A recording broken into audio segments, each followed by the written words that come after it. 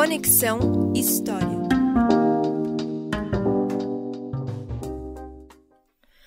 Olá, este é o podcast Conexão História.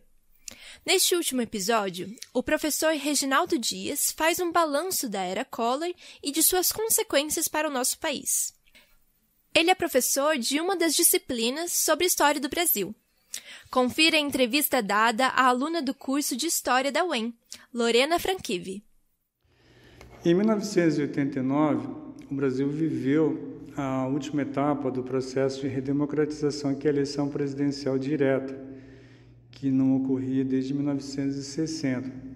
Então, a redemocratização começa com a abertura política no final dos anos 1970 e tem como um dos seus momentos mais importantes a promulgação da Constituição de 88. Então, faltava eleger diretamente o presidente da República. Em uma eleição muito disputada e polarizada, o povo elegeu o presidente Fernando Collor de Mello.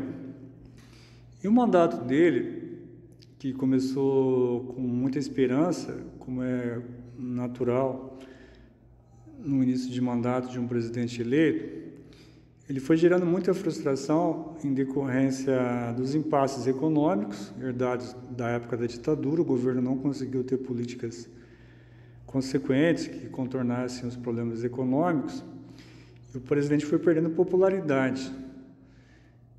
E ele tinha problemas de governabilidade também, por não ter uma forte bancada de apoio no Congresso Nacional. E esses problemas políticos e econômicos foram agravados em um determinado momento, quando surgiram denúncias de corrupção no governo dele, que o atingiam diretamente, e denúncias formuladas pelo seu próprio irmão, o que dava mais força, não era uma iniciativa da oposição. Então, o prestígio do presidente se desgastou rapidamente, houve movimentos políticos próprios do Congresso Nacional, como a abertura de uma CPI, mas principalmente houve mobilização da sociedade, tanto das forças políticas tradicionais quanto da juventude, que estava decepcionada com o país que iria herdar. Então, esse movimento, que foi chamado até a época de movimento cara pintada, mobilizou a juventude, foi um movimento de muita alegria, de muita esperança, de muita expectativa de reformar a política nacional. Isso culminou com o impeachment do presidente em 1992.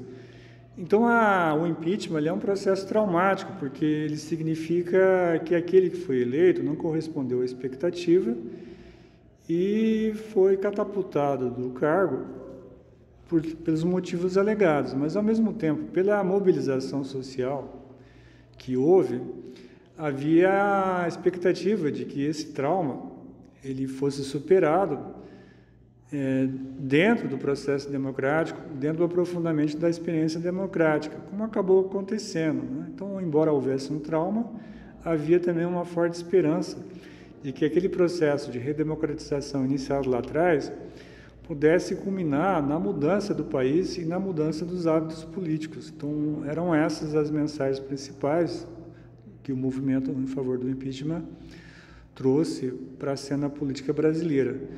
São promessas que foram testadas depois e cabe a nós avaliar se foram bem-sucedidas ou não. Em parte, sim, né? Em parte, não, porque alguns dos problemas eles são permanentes, fazem parte da estrutura, a convivência com a corrupção e a necessidade permanentemente de fiscalização e de reforma das instituições para que a gente tenha, de fato, uma república, para que o Estado brasileiro atenda ao interesse público e não aos interesses privados, que se infiltram por dentro das suas estruturas, tanto pelas políticas de corrupção, como por outras distorções que fazem parte do cotidiano da política nacional.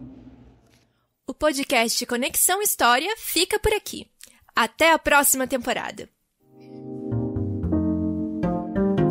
Conexão História.